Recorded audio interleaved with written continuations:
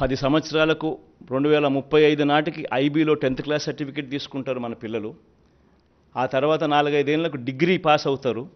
ఆ డిగ్రీ కూడా కరికులం కూడా వాళ్ళు చదివే కోర్సుల్లో దాదాపుగా 30% కోర్సులు ఏ హార్వర్డ్ నుంచో, ఏ ఆక్స్ఫర్డ్ నుంచో, ఏ స్టాన్ఫోర్డ్ నుంచో సర్టిఫికెట్లు వస్తాయి.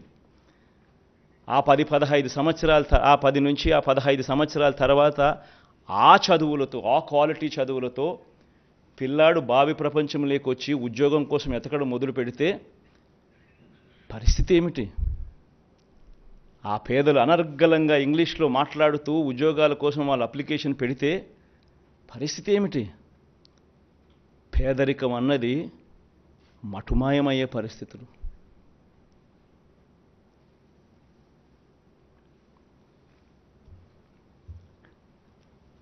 విద్యారంగంలో మొదలెడితే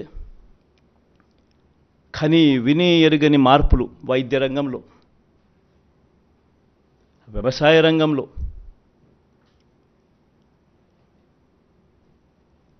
మహిళా సాధికారత విషయంలో, అవ్వాతాతల సంక్షేమంలో, సామాజిక న్యాయంలో కని విని ఎరుగని మార్పులు ఈరోజు కనిపిస్తూ ఉన్నాయి. ఒక గ్రామంలోకి అడుగు పెడితే ఆ గ్రామం నుంచి 4 అడుగులు ముందుకు వేస్తే ఒక సచివాలయం కనిపిస్తుంది. 600 రకాల సేవలు, ప్రతి 60-70 ఇళ్లకు ఒక వాలంటీర్ ఇంటికే డోర్ డెలివరీ చేస్తూ ఉన్న సేవలు, కరప్షన్ లేదు, వివక్ష లేదు. 4 అడుగులు ముందుకేస్తే అదే గ్రామంలో village clinic, family doctor concept, ఆరోగ్య సురక్ష ప్రతి ఇంటికి జల్లడబడుతూ, విస్తరించిన ఆరోగ్యశ్రీ, ఆరోగ్య ఆశ్ర. మరో 4 అడుగులు ముందుకు వేస్తే అక్కడే ఆర్బీకే రైతు భరోసా కేంద్రం, రైతన్నలను చెయ్యి పట్టుకొని నడిపిస్తూ అక్కడే నాణ్యమైన విత్తనాలు, పంటల కొనుగోలు, నాణ్యమైన విత్తనాల supply, pesticide supply, fertiliser supply దగ్గర నుంచి మొదలు పెడితే పంటల కొనుగోలులో కూడా దళారీలు లేకుండా వ్యవస్థ అక్కడే. ఇంకొక 4 అడుగులు ముందుకు వేస్తే అక్కడే ఇంగ్లీష్ మీడియం బడులు, నాడు నేడుతో మార్పు చెందిన బడులు. ఇవన్నీ కూడా మరో 10-15 సంవత్సరాలు ఇలానే కొనసాగితే, మరో 15 సంవత్సరాలు ఇలాగే జరిగితే ఏ రకంగా ట్రాన్స్ఫర్మేషన్ జరుగుతుంది అన్నది ఆలోచించేయమని అడుగుతా ఉన్నా.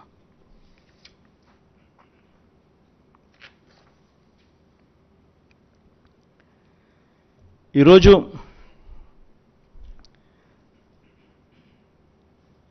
ఇంతకుముందు చూపించా, ఇదే మేనిఫెస్టో చూపించా. 2019లో మనం చూపించిన మేనిఫెస్టో చూపించా. ఏ రకంగా ప్రతిదీ అమలు చేసి ఏ రకంగా చేశాము అన్నది చూపించా. ఏ రకంగా గతంలో ఎప్పుడూ కూడా జరగని విధంగా, ఏ రకంగా ఈ స్కీమ్స్ ఏమైతే ఉన్నాయో ఎప్పుడూ వినని విధంగా తీసుకొచ్చిన పాలన చూపించాం. అదేవిధంగా దానికన్నా ముందు 2014లో ఏ రకంగా చంద్రబాబు నాయుడు గారు చేశారు, 2014లో ఆయన ఇచ్చిన దొంగ హామీల మేనిఫెస్టోను కూడా చూపించాం. ముఖ్యమైన హామీలు అంటూ ఆయన చేసినవి చూపించాం, చెయ్యనేటివి చూపించాం. ఇప్పుడు మళ్ళీ సూపర్ 6 అంటున్నాడు, మళ్ళీ సూపర్ 7 అంటున్నాడు చంద్రబాబు నాయుడు గారు.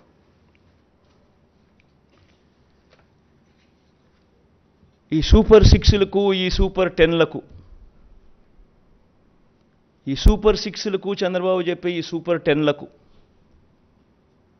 అసలు ఎంత ఖర్చు అవుతుంది? ఇది సాధ్యమేనా? మళ్ళీ చంద్రబాబు నాయుడు గారు 2014లో మాదిరిగానే చంద్రబాబు నాయుడు గారు మళ్ళీ ఇదే హిస్టరీ రిపీట్స్, మళ్ళీ ఇదే కూటమి, ఇదే సంతకం, మళ్ళీ ఇదే హిస్టరీ రిపీట్స్, మళ్ళీ మోసం చేసేందుకు ఇదే మాదిరిగా సూపర్ 6, సూపర్ 10 అంటూ మళ్ళీ ప్రజల జీవితాలతో చెలగాటలాడడం, దానికి అయ్యే ఖర్చు సాధ్యమేనా అన్నది ఒక్కసారి గమనించినట్టయితే, నేను ఒకసారి చెప్తా ఉన్నా, మనం 2019లో ఎప్పుడూ చూడని విధంగా, ఎప్పుడూ జరగని విధంగా ఈ 2019లో మనం ఇంప్లిమెంట్ చేసిన ఈ స్కీమ్స్, ఇంప్లిమెంట్ చేసిన మన ఈ రిఫార్మ్స్, ఇంప్లిమెంట్ చేసిన ఈ మేనిఫెస్టో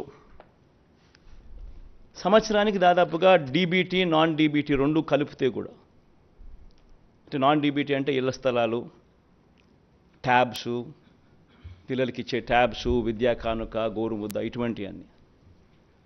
ఈ డీబీటీ నాన్ డీబీటీ రెండు కలిపితే కూడా సంవత్సరానికి దాదాపుగా 70,000 కోట్ల రూపాయలు మనం ఖర్చు అయింది. ఎక్కడ లంచాలు లేకుండా, ఎక్కడ వివక్ష లేకుండా, ఎప్పుడు జరగని విధంగా మార్పులు తీసుకొస్తూ అడుగులు ముందుకు వేస్తే, గతంలో ఆంధ్ర రాష్ట్ర చరిత్రలో ఎప్పుడు చూడని విధంగా పరిపాలన జరిగితే, ఈ మాదిరిగా ఎంతో కష్టపడితే 70,000 కోట్ల రూపాయలు దాదాపుగా మనం ఇవ్వగలిగాం. ఈరోజు చంద్రబాబు చెప్తా ఉన్న డీబీటీ సూపర్ 6, సూపర్ 10లు ఒకసారి గమనిస్తే, ఆయన చెప్తా ఉన్న ఈ సూపర్ 6లు, సూపర్ 10లే 1,21,619 కోట్లు అవుతా ఉన్నాయి. ఈ 1,20,619 కోట్ల రూపాయలకు కొన్ని పథకాలు ఏదైతే జగన్ చేస్తూ ఉన్నాడో అది ఆపడం ఎవరి చేత కాదు. అటువంటి కొన్ని పథకాలు ఉన్నాయి. అటువంటి పథకాలు, నెక్స్ట్ స్లైడ్, అటువంటి కొన్ని పథకాలు చూడండి. ఫీజు రీయింబర్స్మెంటు, ఈరోజు పూర్తి ఫీజు రీయింబర్స్మెంటు జగనన్న విద్యాదీవెన ఇస్తూ ఉన్నాడు, వసతిదీవెన ఇస్తూ ఉన్నాడు. దాన్ని ఆపడం ఎవరి చేత కాదు. ఆరోగ్యశ్రీ ఇస్తూ ఉన్నాడు జగన్, దాన్ని ఆపడం ఎవరి చేత కాదు. సంపూర్ణ పోషణం ఇస్తూ ఉన్నాడు, అంటే లాక్టేటింగ్ మదర్సు, ప్రెగ్నెంట్ మదర్సు, 6 ఏళ్ల దాకా ఉన్న పిల్లలకు సంబంధించిన సంపూర్ణ పోషణం ఆపడం ఎవరి చేత కాదు. ఫ్రీ రైస్ ఇస్తూ ఉన్నాడు జగన్. కేంద్రం ఇస్తూ ఉన్నది ఒక పర్సంటేజే, మిగిలింది రాష్ట్ర ప్రభుత్వం ఇస్తూ ఉంది. 1,48,00,000లో కేంద్రం అప్రాక్సిమేట్గా 90 లక్షలకి ఇస్తుంది, మిగతాటి అన్ని మనం ఇస్తాం. అది కూడా మనం క్వాలిటీ పెంచి ఇస్తూ ఉన్న బియ్యం. సో దానికి ఖర్చు 18,50,000 మంది రైతన్నలకు ఫ్రీ ఎలక్ట్రిసిటీ ఇస్తూ ఉన్నాం. రైతన్నలకు గోరుముద్ద, చిన్నపిల్లలకు పెట్టే గోరుముద్ద జగన్ చేస్తూ ఉన్నాడు, చేయక తప్పదు దేవుడికి. ఇటువంటి ఈ పథకాలకు మరో 29,100 కోట్లు ఏ ప్రభుత్వమైనా చేయక తప్పని ఖర్చు. రెండు కలిపితే 1,50,718 కోట్లు. నేను అడుగుతా ఉన్నా, జగన్ ఎంతో కష్టపడితే ఎప్పుడు జరగని విధంగా పాలన చూపిస్తే 70,000 కోట్ల రూపాయలు చాలా కష్టపడితే చేయగలుగుతా ఉన్నాడు. మరి 1,50,000 కోట్ల రూపాయలతో ఆయన సూపర్ 6 అంటాడు, సూపర్ 10 అంటాడు. ఈ మాదిరిగా ప్రజలను అడ్డగోలుగా మళ్ళీ మోసం చేసేందుకు అడుగులు ముందుకు వేస్తూ ఉన్నారు అని అంటే ఇది సాధ్యమయ్యేదేనా? సాధ్యం కాదని తెలిసి ఒక రాజకీయ నాయకుడు ఈ మాదిరిగా రిపీటెడ్గా, I repeat that word, habitual offender, I repeat that word, 2014లో ముఖ్యమైన అంశాలంటూ ఈ మాదిరిగా సంతకం పెట్టి ఇంటింటికి పంపించి ముఖ్యమైన అంశాలంటూ మోసం చేసిన ఈ వ్యక్తి, ఇదే కూటమిలో ఉన్న ఇదే ముగ్గురి ఫోటోలు పెట్టి తన సంతకం పెట్టి మోసం చేసిన ఈ వ్యక్తి మళ్ళీ ఇదే హిస్టరీ రిపీట్స్ అన్నట్టుగా మళ్ళీ 2024లో మళ్ళీ ఇదే మాదిరిగా సాధ్యం కాని హామీలతో అబద్ధాలకు రెక్కలు కడుతూ ఈ మాదిరిగా సాధ్యం కాని హామీలతో 1,50,000 కోట్లకు సంబంధించి ఈ మాదిరిగా ఆయన చేయడం, మోసం చేసేదానికి అడుగులు వేయడం దొంగతనం కన్నా, దొంగల కన్నా అన్యాయం కాదా అని అడుగుతా ఉన్నా. 420 కాదా, చీటింగ్ కాదా అని అడుగుతా ఉన్నా. ఆలోచన చేయండి. ఇవన్నీ కూడా నేను మీకు విడిచిపెడతా వస్తా ఉన్నా, మీ మనసులకే విడిచిపెడతా ఉన్నా. ఒక రాజకీయ నాయకుడు అంటే ఎలా ఉండాలి? ఒక మాట చెప్తే ఆ మాట మీద తాను నిలబడతాడు అన్న నమ్మకం ఉండాలి. ఒక రాజకీయ నాయకుడు, ఏ కార్యకర్త అయినా పలాని రాజకీయ నాయకుడిని చూసినప్పుడు అదుగో ఆ రాజకీయ నాయకుడు మా నాయకుడు, అదుగో అతడే మా లీడర్, కాలర్ ఎగిరేసుకొని చెప్పాలి. కానీ ఈ మాదిరిగా చేస్తే కాలర్ ఎగిరేసుకొని చెప్పడం కదా దేవుడు ఎరుగు. ప్రజలు ఎక్కడన్నా కనిపెడితే ఎలక్షన్లు అయిపోయిన తర్వాత ప్రజలు అక్కడ వస్తున్నారంటే ఈ దొడ్డిదావరం ఈ పక్క పోయే కార్యక్రమం జరుగుతుంది.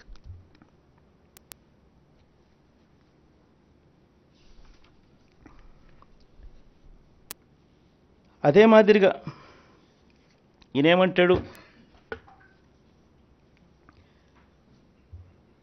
మనం చెప్తా ఉన్న ఈ 70,000 కోట్లకు అదనంగా 80,000 కోట్ల రూపాయలు అదనంగా చెప్తా ఉన్నాడు. సాధ్యం కాదని తెలిసినా కూడా తాను చెప్తా ఉన్నాడు. ప్రతి సందర్భంలోనూ చంద్రబాబు నాయుడు ఏమంటాడు, నేను సంపద సృష్టిస్తాను, జగన్ చేయలేకపోయాడు, నేను సంపద సృష్టిస్తాను, నేను సంపద సృష్టిస్తా కాబట్టి నేను చేయగలుగుతాను అని చెప్పి నిస్సిగ్గుగా తన అబద్ధాన్ని తాను డిఫెండ్ చేసుకుంటాడు. తాను చెప్పే మోసాలను అబద్ధాలను డిఫెండ్ చేసుకుంటాడు నిస్సిగ్గుగా. పోనీ నిజంగానే ఏ స్థాయిలో సంపద సృష్టించాడు, ఆయన పరిస్థితి ఏమిటి అని ఒకసారి ఈ 14 ఏళ్ళ తన పరిపాలన ఒకసారి చూద్దాం. ఆ రెడ్ లైట్స్లో పెట్టినదంతా ఆయన పరిపాలనే, ఆ 14 ఏళ్ళ ఆయన పరిపాలన. మీరే గమనించండి, ఆయన పరిపాలన చేసిన ఏ సంవత్సరంలో అయినా రెవెన్యూ సర్ప్లస్ ఉందా? ఆయన పరిపాలన చేసిన ఏ సంవత్సరంలో అయినా మీరు చూడండి రెవెన్యూ డెఫిసిట్. మన రెవెన్యూ ఎక్స్పెండిచర్కే రెవెన్యూ డెఫిసిట్ అవుతా ఉన్నప్పుడు నువ్వు సంపద ఎక్కడి నుంచి సృష్టించావు, ఎక్కడ నీ గత జీవితంలో ఎప్పుడు సృష్టించావు అని అడుగుతా ఉన్నా.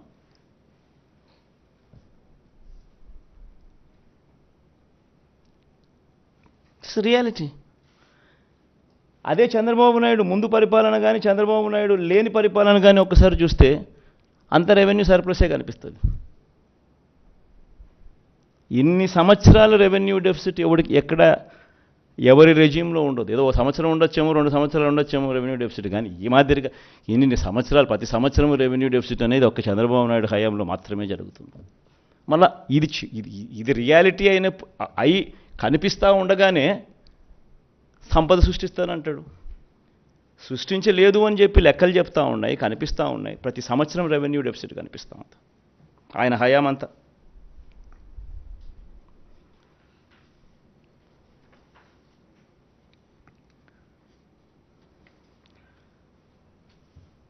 నేను అడుగుతా ఉన్నా ఇదే బాబును, ఇక సంపద సృష్టించింది ఎక్కడా అని. కారణం, సంపద సృష్టించే శక్తి లేదు, సమర్థమైన ఆర్థిక నియంత్రణ కూడా లేదు, తన 14 ఏళ్ల పాలన కూడా దోచుకోవడము, దోచుకున్నది పంచుకోవడమే జరిగిన పరిస్థితులు. జగన్ ఎందుకు చేయగలిగాడు, చంద్రబాబు ఎందుకు చేయలేకపోయాడు?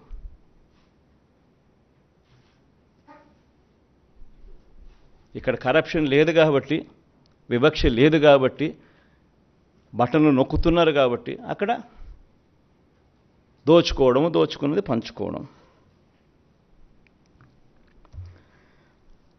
పోనీ అప్పుల పరిస్థితి ఒకసారి గమనిద్దామా? అది చూద్దాం. అప్పుల పరిస్థితులు కూడా ఇదే పెద్ద మనిషి చంద్రబాబు నాయుడు హయాంలో అప్పులు ఎంత, ఆయన ఎంత చేశాడు,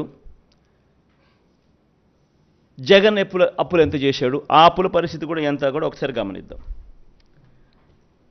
ఒకసారి గమనించినట్లయితే, అప్పుల పరిస్థితిని ఒకసారి గమనించినట్లయితే, కంపౌండెడ్ యాన్యువల్ గ్రోత్ రేట్ 2014 నుంచి 2019 దాకా, అంటే public debt and public account అంటే గవర్నమెంట్ డెట్, చంద్రబాబు నాయుడు పరిపాలన మే దాకా జరిగింది. మేలో కూడా గుర్తుండే ఉంటుంది మీకు, స్కీమ్ మీద పెట్టాడు. సో మే దాకా జరిగిన ఆయన పాలన చూస్తే పబ్లిక్ డెట్ అంటే గవర్నమెంట్ డెట్, ఆయన అధికారంలోకి రాకమునుపు 1,18,000 ఉంటే 2,71,000కి ఎగవాకింది. అది మన రెజ్యూమ్లో ఎంత జరిగింది అని. తర్వాత ఈ పబ్లిక్ డెట్కు తోడు government guaranteed det of public sector undertakings, అది కూడా యాడ్ చేయండి. అది యాడ్ చేస్తే 14,000 అక్కడ ముందు చంద్రబాబు నాయుడు వచ్చిన తర్వాత 59,000, మన హయాంలో 1,43,000 పెరిగింది. పోనీ అట్లా చూసుకున్నా కూడా 1,32,000, 3,30,000, 6,34,000. పోనీ ఇది కాక ఇంకా ఫర్దర్గా ముందుకు పోదాం. Non government guaranteed det of state PSUs కూడా తీసుకుందాం, అది కూడా తీసుకుందాం. దానికి చూస్తే total det of power sector corporations 29,000 కోట్లు ఉంటే ఆయన 69,000కి తీసుకుపోతే మన దాంట్లో 1,06,000 కోట్లకు పోయింది. Payables on account of power purchases, discoms liability చూసుకుంటే ఆయన హయాంలో 21,000కి ఎగబాకితే మన హయాంలో 8,500 తగ్గింది. అంటే మన డబ్బులు మనం కట్టినాం కాబట్టి మనది కొంచెం పెరిగింది అక్కడ. Total liabilities of power sector రెండు కలిపితే వచ్చే అమౌంట్, ఈ non guaranteed power liabilities and payable category 3 కూడా కలుపుకుంటే కూడా ఆయన హయాంలో 81,000కి ఎగబాకితే మన హయాంలో తగ్గి మనం కట్టాం కాబట్టి తగ్గి 69,000కి తగ్గింది.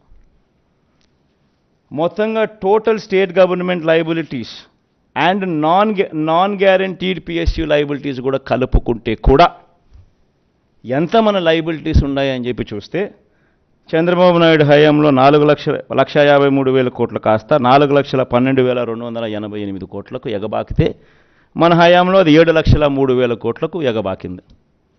కంపౌండెడ్ యాన్యువల్ గ్రోత్ రేట్ రెండు పీరియడ్లలో కూడా చూస్తే గ్రోత్ రేట్ ఆఫ్ డెట్ చూస్తే ఆయన హయాంలో 21.87% ఎగబాకితే మన హయాంలో మన 5 ఏళ్లలో కేవలం 12.13% మాత్రమే. మరి ఫైనాన్షియల్ డిసిప్లిన్ ఎవరికి ఉంది?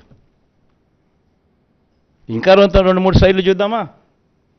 ఇంకొక స్లైడ్ కూడా చూద్దాం. ఇంకొక స్లైడ్ ఏమిటి అని అంటే క్యాపిటల్ ఎక్స్పెండిచర్. ఎప్పుడైనా చంద్రబాబు ఏమంటాడు, నేను స్కీములకు పెట్టలేదు, నేను క్యాపిటల్ ఎక్స్పెండిచర్కి పెట్టినాను, అందుకే నేను దాంట్లో ఎక్కువ అందుకే నేను చేయలేకపోయాను ఇంకో మాట మాట్లాడతాడు. పోనీ అక్కడ చూద్దాం క్యాపిటల్ ఎక్స్పెండిచర్ ఎవరి హయాంలో ఎంత జరిగింది, ఎవడి హయాంలో నాడు నేడు జరిగాయి, ఎవడి హయాంలో హాస్పిటల్ బాగుపడ్డాయి, ఎవడి హయాంలో స్కూళ్ళు బాగుపడ్డాయి, ఎవడి హయాంలో క్యాపిటల్ ఎక్స్పెండిచర్ జరిగింది.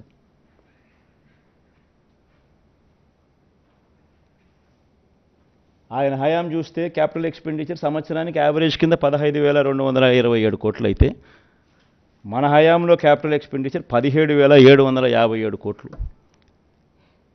కొత్తగా 4 సీపోర్ట్లు కడతా ఉన్నాం, కొత్తగా 10 ఫిషింగ్ హార్బర్లు కడతా ఉన్నాం, కొత్తగా 6 ఫిష్ ల్యాండింగ్ సెంటర్లు కడతా ఉన్నాం, కొత్తగా 17 మెడికల్ కాలేజీలు కడతా ఉన్నాం, నాడు నేడుతో స్కూళ్ళు రూపురేఖలు మారుస్తూ ఉన్నాం, హాస్పిటల్ రూపురేఖలు మారుస్తూ ఉన్నాం. ఇవన్నీ ఇప్పుడు జరుగుతూ ఉన్నాయి, కళ్ళెదుటే కనిపిస్తూ ఉన్నాయి. ఇన్ఫ్యాక్ట్ ఇవన్నీ కూడా మన కోవిడ్ 2 సంవత్సరాలు ఉన్నప్పటికీ మోస్ట్ ఇంపార్టెంట్ పాయింట్ అది గుర్తుపెట్టుకోవాల్సింది అందరూ కూడా. 2 సంవత్సరాలు కోవిడ్ వెంటాడిన పరిస్థితుల్లో కూడా రాష్ట్ర ఆదాయాలు తగ్గిన పరిస్థితుల్లో కూడా జగన్ పర్ఫార్మెన్స్ ఇది, చంద్రబాబు పర్ఫార్మెన్స్ అది. పోనీ ఇంకొక సైడ్ కూడా ముందుకు పోదామా? ఇంకొకది మన share of GSDP in GDP of the country. Next slide ఇవ్వమ్మా.